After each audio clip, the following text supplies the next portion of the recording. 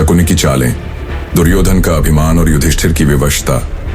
पांडव सब कुछ हार चुके थे, धन, राज्य, स्वयं को, और अब द्रौपदी को। वो स्त्री जो पांचाल की राजकुमारी थी, जिसे पांचाल की लक्ष्मी कहा गया, अब दांव पर लगाई गई। स्त्री जो स्वयं एक यज्ञ की अग्नि से जन्मी थी, अब अधर्म की लपटों में झोंकी जा रही थी। वो स्त्री सभा में खींचकर लाई गई, असहाय, अकेली और अपमानित। धर्म सभा में जब धर्म को घसीटा गया, कुरुवंश की आत्मा कांप उठी। ये धर्म की सभा है या अधर्म का रंगमंच? द्रौपदी ने पूछा। जो स्वयं दांव पर लग चुके हों, क्या उन्हें अधिकार है मुझे हारने का? गुरुदेव, आपने अर्जुन को ब्रह्मास्त्र सिखाया, क्या आपने उसे चुप रहना भी सिखाया जब स्त्री का अपमान हो? विदुर जी, आप नीति के मर्मज्ञ हैं। क्या नीति यही कहती है कि जब अधर्म राज कर रहा हो तो मौन धारण कर लिया जाए? क्या मैं वस्तु हूं? क्या मेरी कोई इच्छा नहीं? क्या इस सभा में एक भी पुरुष ऐसा नहीं जो मुझे अपनी बहन, बेटी या पत्नी समझे? भासद मौन थे।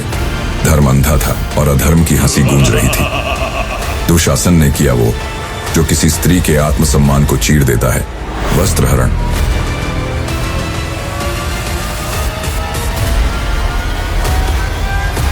जहां सारे पुरुष मौन थे, वहां एक देवता ने स्त्री की रक्षा की।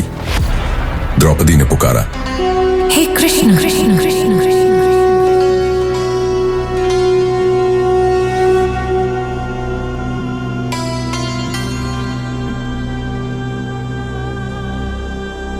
कृष्ण ने बनकर मर्यादा पुरुषोत्तम उसकी लाज बचाई। जिसे सभी ने असहाय समझा, वह आज देवत्व का प्रतीक बन गई।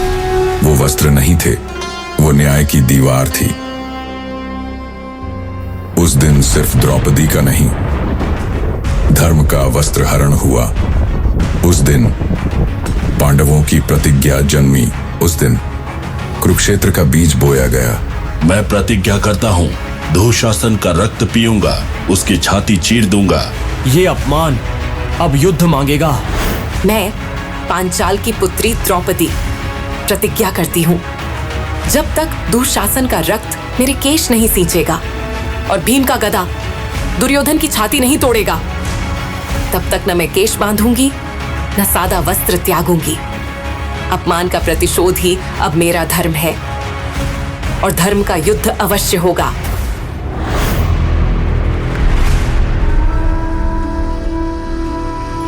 द्रौपदी का अपमान इतिहास नहीं, चेतावनी है।